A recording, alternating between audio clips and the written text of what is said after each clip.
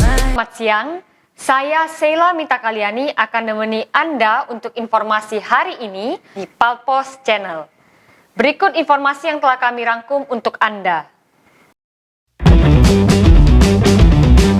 Berita pertama, diduga terhantar panas gawean las, bangunan peredam suara pembangkit listrik tenaga uap Mulut Tambang Sumsel 8 yang berkapasitas 2 kali 620 MW PLTU Sumsel 8 terbakar. Meski tak katik korban jiwa, namun sempat membuat panik para pekerja di perusahaan yang letaknya di Desa Tanjung Lalang, Kecamatan Tanjung Agung, Kabupaten Muara Enim, Jumat 2 Juli sekitar jam 16.30 sore waktu Indonesia Barat. Informasi yang dihimpun nyebut ke proyek yang digawe ke sejak Juni 2018 ini oleh anak perusahaan PTBA yakni PT Huatien Bukit Asam Power sebagai Independent Power Producer dengan nilai nyampe 1,68 miliar US dollar.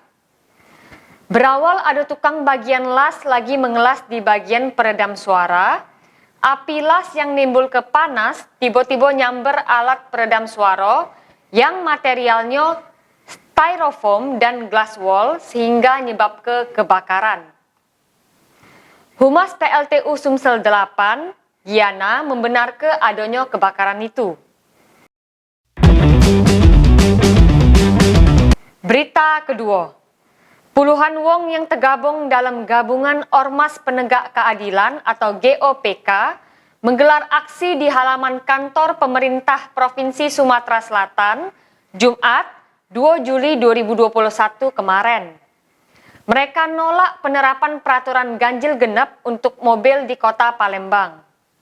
Fadrianto, koordinator aksi GOPK nyatoke, kebijakan ganjil genap untuk neken penyebaran COVID-19 bukan langkah tepat dalam situasi seperti sekarang.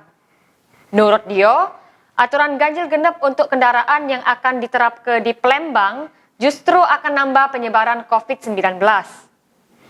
Nanggapi tuntutan wong berdemo tersebut, Gubernur Sumsel Haji Herman Deru jelaskan, sebelum diberlakukan aturan ganjil genap akan disosialisasikan dulu.